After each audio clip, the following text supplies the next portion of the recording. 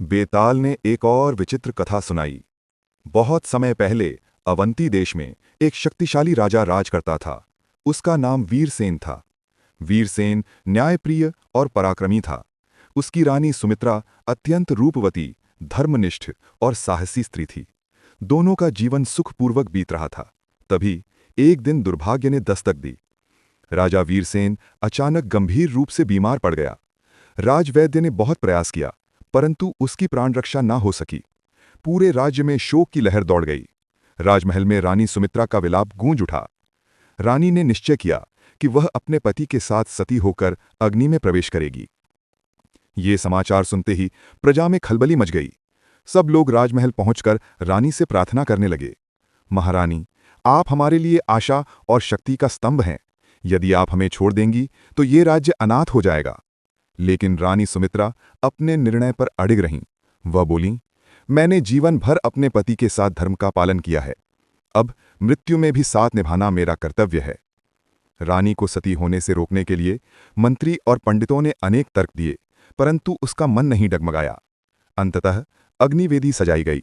रानी सफेद वस्त्र धारण कर सजल नेत्रों से अग्नि में प्रविष्ट होने चली। जैसे ही वह अग्नि की ज्वाला के समीप पहुंची, आकाशवाणी हुई, हे सुमित्रा, तुम्हारी निष्ठा और साहस से हम प्रसन्न हैं। तुम्हें अपने प्राण त्यागने की आवश्यकता नहीं है। तुम्हारे पति के प्राण वापस दिए जाते हैं। अचानक अग्नि मंद पड़ गई और एक चमत्कार हुआ। राजा वीरसेन उठकर खड़ा हो गया, मानो गहरी नींद से जागा हो।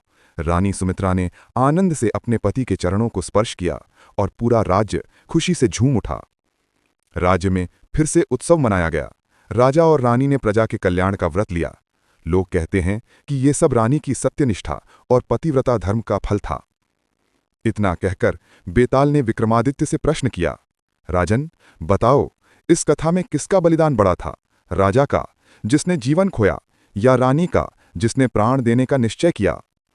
राजा विक्रमादित्य ने उत्तर दिया, रानी का बलिदान बड़ा था, क्योंकि राजा ने बीमारी से प्राण गंवाए, परंतु रानी ने स्वेच्छा से अपने प्राण त्यागने का निश्चय किया।